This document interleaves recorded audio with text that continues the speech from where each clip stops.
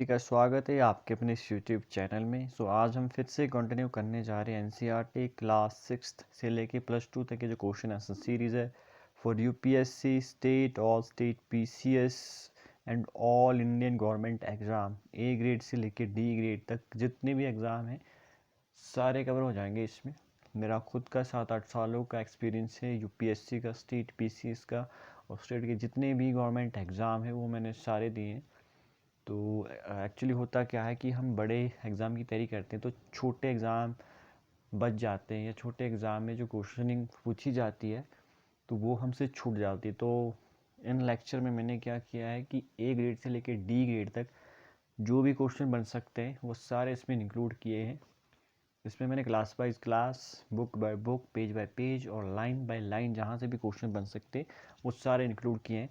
तो आपको टेंशन लेने की कोई भी ज़रूरत नहीं है। आपको 150% या 200% ट्रस्ट करना है इन वीडियोस के ऊपर जो भी एनसीईआरटी, क्योंकि हर एग्ज़ाम में 80-90% तक एनसीईआरटी से ही आता है। सो चलिए टाइम वेस्ट नहीं करते हैं और शुरू करते हैं आज का क्वेश्चन 2551 से। तो भारत की सबसे लंबी नदी जिसका उद्गम व मुहाना दोनों भारतीय क्षेत्र में शामिल है उसका नाम क्या है? उसका उत्तर है गोदावरी। तो क्वेश्चन क्या है? भारत की सबसे लंबी नदी जिसका उद्गम भी भारत में है एवं मुहाना दोनों भारतीय क्षेत्र में शामिल है तो इसका नाम है गोदावरी। तो नदियों से मैक्सिमम मतलब हर एग्जाम में क्वेश्चन पूछे जाते हैं तो नदियाँ बड़ी इंपॉर्टेंट है, इसको याद रखना ही रखना है। अगर आप इसने कावेरी नदी गिरती है मतलब कहाँ गिरती है कावेरी नदी? इसका उत्तर है बंगाल की खाड़ी में। तो कावेरी नदी कहाँ पे गिरती है? बंगाल की खाड़ी। अगला प्रश्न है कावेरी नदी विवाद किन राज्यों के बीच में है? तो इसका उत्तर है कर्नाटक व तमिलनाडु में। कावेरी नदी विवाद जो जल विवाद है किन राज्यों में है? इसका उत्तर है कर्नाटक व तमिलनाडु। जब ये टॉपिक लाइमलाइट में आया था उस टाइम मतलब मैक्सिमम बार ये क्वेश्चन पूछा गया था। अगला प्रश्न है पवित्रता के कारण किसे दक्षिण भारत की गंगा कहा जाता है? इसका उत्तर है कावेरी को। तो पवित्रता के कारण किसे दक्षिण भारत की गंगा कहते हैं? इसका उत्तर है कावेरी। अगला प्रश्न है पंचगंगा दूध गंगा किसकी सहायक नदियां हैं? इसका उत्तर है कृष्णा। तो पंचगंगा दूध गंगा किसकी सहायक नदियां हैं? इसका उत्तर है कृष्णा की। तो कृष्णा की सहायक नदियां कौन है? पंचगंगा और दूध गंगा। गंगा गंगा से याद रखना है कि कृष्णा की सहायक नदियां पंचगंगा और दूध गंगा। अगला प्रश्न है इंडो ब्रह्मा किसे कहते हैं? इसका उत्तर है एक पौराणिक नदी को। तो इंडो ब्रह्मा किसे कहते हैं? एक पौराणिक नदी को। क्वेश्चन ये भी पूछा जा सकता है कि एक पौराणिक नदी को क्या कहा जाता है? तो इसे कहा जाता है इंडो ब्रह्मा। अगला प्रश्न है दामोदर नदी किस पठार से निकलती है? इसका उत्तर है छोटा नागपुर के पठार से। तो क्या क्वेश्चन है कि दामोदर नदी किस पठार से निकलती है? इसका उत्तर है छोटा नागपुर के पठार से। तो छोटा नागपुर के पठार से कौन सी नदी निकलती है? दामोदर नदी। अगला प्रश्न है कौन भूमि बंधित नदी है? इसका उत्तर है लूनी नदी। तो क्वेश्चन क्या है? कौन भूमि बंधित नदी है मतलब भूमि से बंधी हुई नदी है? लूनी नदी जो राजस्थान में फेमस नदी है ये भूमि बंधित नदी है। हिंदी में मतलब ऐसे वर्ड दिए जाते हैं जो बड़े ही डिफ़िकल्ट वर्ड होते हैं जिनका मीनिंग समझना बड़ा ही डिफ़िकल्ट होता है। सो इस चीज़ के ऊपर भी आपको फोकस करना है। अगला प्रश्न है भारत की सबसे बड़ी वाह नदी मतलब बहने वाली नदी, भारत की सबसे बड़ी वाह नदी? इसका उत्तर है गंगा नदी। मतलब भारत में सबसे ज़्यादा बहने वाली नदी कौन है? गंगा नदी। अगला प्रश्न है विश्व का वृहत डेल्टा निर्मित करती है? कौन कौन सी नदियाँ हैं ये? इसका उत्तर है गंगा व ब्रह्मपुत्र। क्या प्रश्न है कि विश्व का वृहत डेल्टा निर्मित करती है? मतलब विश्व का बहुत बड़ा डेल्टा, सबसे बड़ा डेल्टा कौन निर्मित करती है? गंगा व ब्रह्मपुत्र नदियाँ। अगला प्रश्न है मानस किस नदी की उपनदी है? इसका उत्तर है ब्रह्मपुत्र। तो मानस किस नदी की उपनदी है? तो मानस ब्रह्मपुत्र की उपनदी है। मानस असम में जो नेशनल पार्क है मानस उसके नाम पे हो सकता है, मतलब मैच हो सकता है। अगला प्रश्न है भ्रंश द्रोणी में बहने वाली नदी कौन है? इसका उत्तर है नर्मदा। तो भ्रंश द्रोणी में बहने वाली कौन सी नदी है? नर्मदा। नर्मदा के साथ दूसरी नदी है नर्मदा और तापी दोनों जो है भ्रंश द्रोणी से बहती है। वेस्टर्न की तरफ बहती है ये। अगला प्रश्न है, सोन व नर्मदा किस घाटी में बहती है? इसका उत्तर है अमरकंटक। तो प्रश्न फिर से देखते हैं कि सोन नदी व नर्मदा नदी किस घाटी से बहती है? तो अमरकंटक। अचन कमर जो अमरकंटक है इसका पूरा नाम है। अगला प्रश्न है, सबसे अधिक पथ परिवर्तन करने वाली नदी कौन सी है? इसका उत्तर है कोसी। सबसे अधिक पथ परिवर्तन करने वाली नदी कौन सी है? मतलब सबसे ज़्यादा जो अपना रास्ता बदलती है, परिवर्तित करती है, वो कौन सी नदी है? वो है कोसी नदी। कोसी नदी को बिहार का शोक भी कहा जाता है। ठीक है, ये याद रखना है। मतलब कई बार ये क्वेश्चन भी पूछा जाता है, मैंने खुद फेस किया कि बिहार का शोक किस नदी को कहा जाता है? तो कोसी नदी। अगला प्रश्न, पृथ्वी के क्षेत्रफल का कितना प्रतिशत जल है? तो इसका उत्तर है 71% जल है। अगला प्रश्न, पृथ्वी का कितने प्रतिशत जल लवणीय जल है? तो इसका उत्तर है 97% जो है लवणीय जल। एक बार ये क्वेश्चन मेरे को आया था, ठीक है, तो वहाँ पे पूछा गया था कि पृथ्वी के पूरे जल में से कितना जल शुद्ध जल है?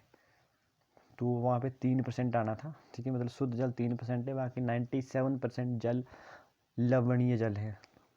अगला प्रश्न है, पृथ्वी का कितने प्रतिशत जल स्वच्छ पीने योग्य है? इसका उत्तर है 3/4 जल जो हिमानी से आता है। मतलब 4 में से 4/3, 3/3, 3/4 हिमानी से आता है। स्वच्छ पीने योग्य है 3/4। अगला टॉपिक है झीलें। तो प्रश्न है कि डल झील कहाँ की फेमस झील है? इसका उत्तर है जम्मू कश्मीर की। तो डल झील कहाँ पे? जम्मू कश्मीर में है। अगला प्रश्न है, बड़े आकार वाली झीलों को क्या कहा जाता है? इसका उत्तर है बड़े आकार वाली झीलों को समुद्र कहा जाता है। जैसे कैस्पियन, मृत और अरल सागर है। तो बड़े आकार वाली झीलों को क्या कहा जाता है? बड़े आकार वाली झीलों को समुद्र कहा जाता है, जैसे कैस्पियन, मृत, अरल सागर। अगला प्रश्न है, कैस्पियन, मृत सागर, अरल सागर को क्या कहा जाता है? इसका उत्तर है नहीं, बड़े आकार वाली झीलों का समुद्र भी कहते हैं। तो कैस्पियन, मृत सागर, अरल सागर को क्या कहा जाता है? इसका उत्तर है इन्हें बड़े आकार वाली झीलों का समुद्र भी कहते हैं। अगला प्रश्न है, स्पिट व बार किसे कहा जाता है? इसका उत्तर है रोधिका को। स्पिट व बार किसे कहते हैं? रोधिका, मतलब जैसे हम बाढ़ वगैरह लगाते हैं उसके सॉरी। अगला प्रश्न है, तटीय क्षेत्रों में लैगून का निर्माण कौन करता है? इसका उत्तर है स्पिट व बार, यानी कि रोधिका। तटीय क्षेत्रों में लैगून का निर्माण कौन करता है? स्पिट व बार।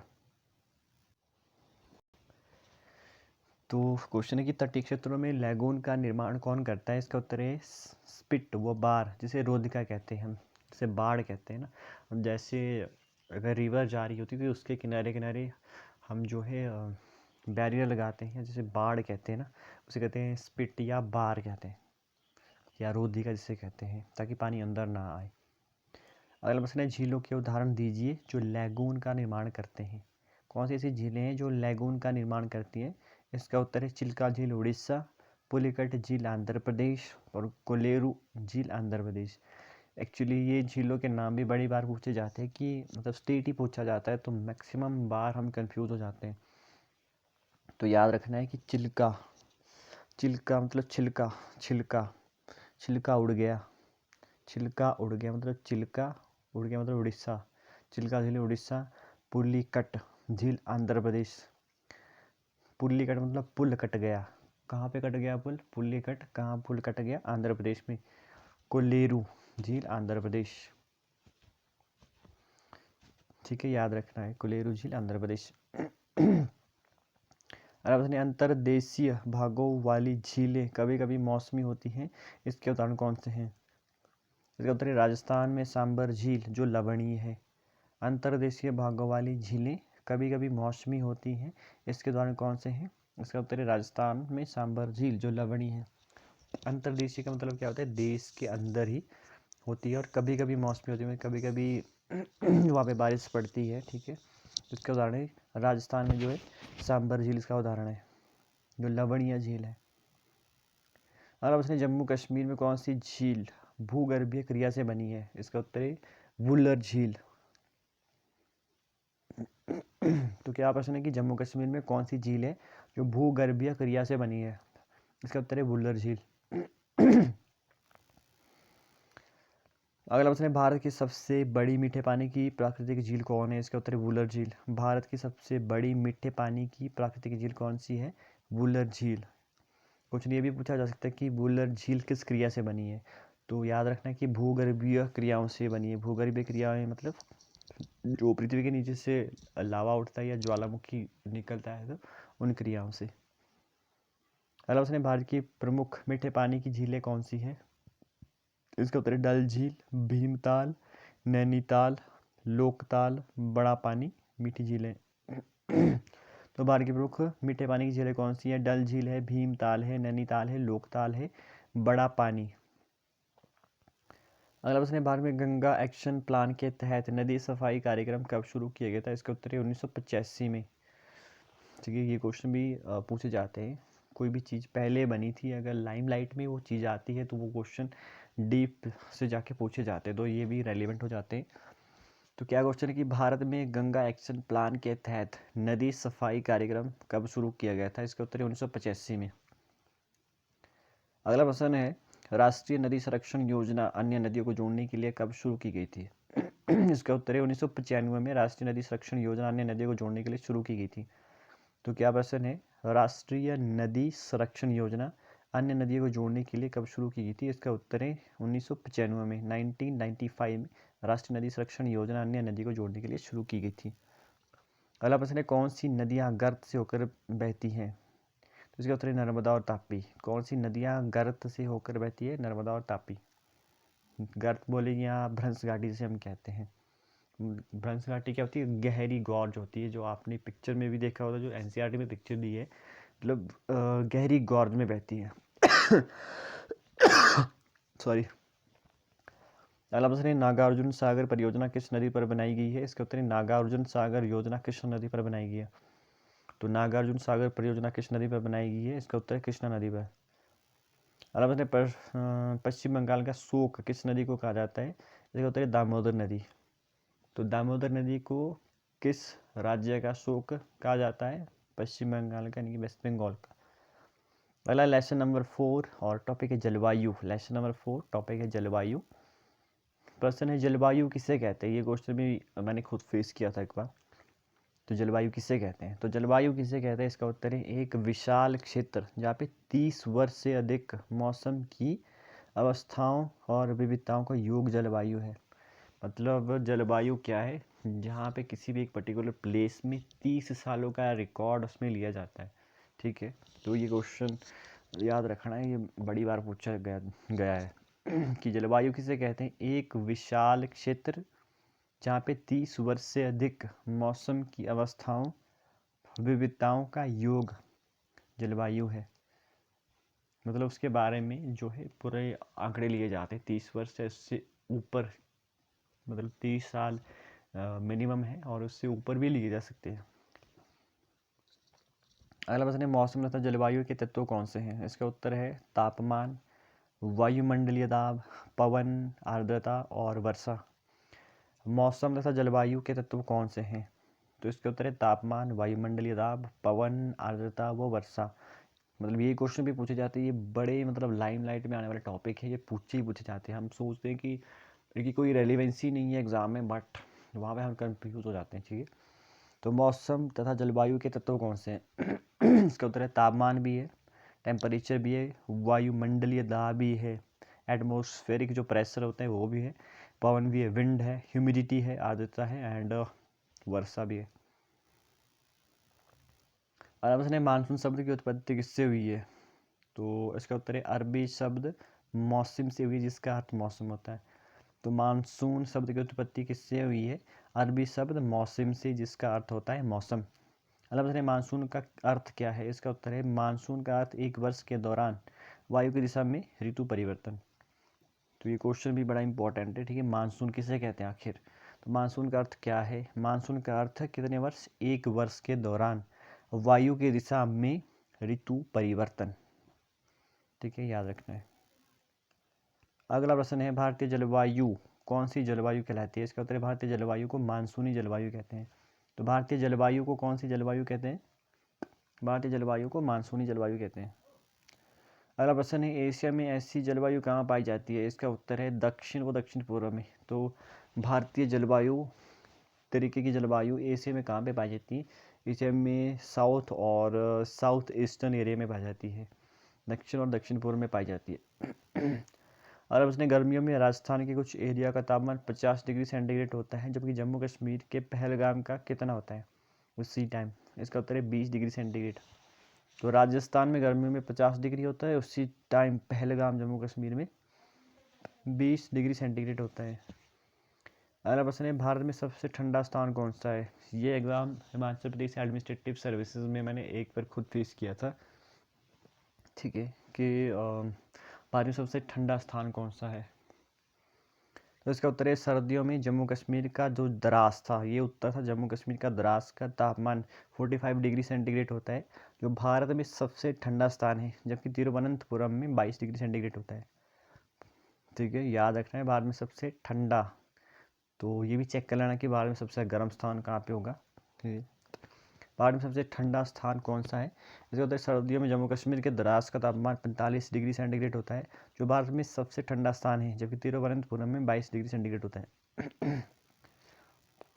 और अब इसने थार मरुस्थल कहाँ पे है? इसके उत्तर भारत के राजस्थान में। राजस्थान और गुजरात में भी इसका थोड़ा सा एरिया पाया जाता है, थार मरुस्थल का। अगला प्रश्न है थार मरुस्थल का तापमान कितना होता है? इसका उत्तर है 50 डिग्री दिन का। थार मरुस्थल का तापमान 50 डिग्री दिन में होता है और 15 डिग्री रात का तापमान होता है, 15 डिग्री सेंटीग्रेड तक होता है। तो थार मरुस्थल में 50 डिग्री दिन का और 15 डिग्री -15 डिग्री रात का। माइनस नहीं होगा, आई थिंक 15 ही होगा। अगला प्रश्न है केरल और अंडमान निकोबार के तापमान में विशेषताएं। इसका उत्तर केरल और अंडमान निकोबार का तापमान लगभग समान रहता है। तो केरल और अंडमान निकोबार के तापमान में विशेषताएं, इस क्वेश्चन को डालने के पीछे भी एक फ्रिक्वेंट और रेलेवेंसी है, क्योंकि हर बंदा सोचेगा कि अंडमान निकोबार बहुत ही मतलब साउथ में पाया जाता है और केरल जो है उसके काफ़ी ऊपर है। बट यहाँ पे अगर तापमान की बात करें तो केरल और अंडमान निकोबार का तापमान लगभग समान ही पाया जाता है। पूरा तो नहीं पाया जाता, पर लगभग, जहाँ यहाँ पे लगभग एग्जामिनर जो है लगभग की जगह डाल देगा कि पूरे तरीके से समान रहता है या कम रहता है, पर ये लगभग वर्ड आपका एक क्वेश्चन सही कर सकते हैं या गलत कर सकते हैं। अगला प्रश्न है मेघालय में वार्षिक वर्षण कितना होता है? तो इसका उत्तर 400 सेंटीमीटर। मेघालय में वार्षिक वर्षण कितना होता है? 400 सेंटीमीटर। अगला प्रश्न है लद्दाख व पश्चिमी राजस्थान में कितनी वर्षा होती है? इसका उत्तर है 10 सेंटीमीटर से कम। लद्दाख व पश्चिमी राजस्थान में, कहाँ पे? लद्दाख और पश्चिम वेस्टर्न राजस्थान में कितनी वर्षा होती है? 10 सेंटीमीटर से कम। अगर मतलब मैं ऐसे किसी से पूछूं तो कि लद्दाख और वेस्टर्न राजस्थान में वर्षा कितनी होती है, तो मतलब डिफरेंस क्या है, तो हर बंदा बोलेगा कि लद्दाख का तापमान कम होगा और राजस्थान का ज़्यादा होगा, बट यहाँ पे सिमिलैरिटीज़ हैं टेम्परेचर में। अगला प्रश्न है भारत के अधिकतर भागों में जून से सितंबर तक वर्षा होती है, परंतु तमिलनाडु में कब अधिकतर वर्षा होती है? इसका उत्तर है अक्टूबर और नवंबर में। भारत के अधिकतर भागों में जून से सितंबर तक वर्षा होती है, परंतु तमिलनाडु में अधिकतर वर्षा कब होती है? अक्टूबर और नवंबर, क्योंकि तमिलनाडु में जो मानसून है वो जाते वक्त मतलब जाते टाइम बारिश करता है। कैसे करता है? मेघालय से वापस होते वक्त वो जो है बंगाल की खाड़ी से ह्यूमिडिटी कैच कर लेता है, ह्यूमिडिटी कैच कर लेता है, और उस ह्यूमिडिटी के कारण वो ह्यूमिडिटी आके जाके तमिलनाडु में वो छोड़ देता है, तो इसीलिए तमिलनाडु में जाते हुए मानसून से बारिश होती है। अगला टॉपिक है जलवायु नियंत्रण। प्रश्न है किसी क्षेत्र की जलवायु को प्रभावित करने वाले कितने प्रमुख कारक होते हैं? इसका उत्तर है 6। तो किसी पर्टिकुलर क्षेत्र की जलवायु को प्रभावित करने वाले कितने प्रमुख कारक होते हैं? 6 कारक होते हैं। अगला प्रश्न है कौन कौन से जलवायु को प्रभावित करने वाले कारक होते हैं? इसका उत्तर है अक्षांश, तुंगता यानी कि ऊंचाई, वायु दाब व पवन तंत्र, समुद्र से दूरी, महासागर की धाराएं, उच्चावच लक्षण। अगला है 2600, क्वेश्चन नंबर 2600, तापमान विषुववृत्त से ध्रुव की ओर किस तरह का होता है? ये होता है तापमान विषुववृत्त से ध्रुवों की ओर घटता जाता है। तो तापमान विषुववृत्त से ध्रुवों की ओर किस तरह का होता है? तापमान विश्व वृत्त से ध्रुव की ओर घटता जाता है। तो आज के सेशन में इतने। अगर वीडियो इन्फॉर्मेटिव लगी हो तो चैनल को जरूर सब्सक्राइब करिएगा, और अगर कोई कमी रहेगी तो उसके बारे में बताइएगा। तो मिलते हैं नेक्स्ट सेशन में। तब तक के लिए जय हिंद, जय भारत, भारत माता की जय। ऊपर वाले से यही दुआ करूँगा कि आप ज़िंदगी में बड़ी जल्दी सक्सेस हों, और अगर मेरी किसी भी चीज़ की ज़रूरत हो तो I always there. Thank you very much. जय श्री कृष्ण। आपका दिन शुभ हो।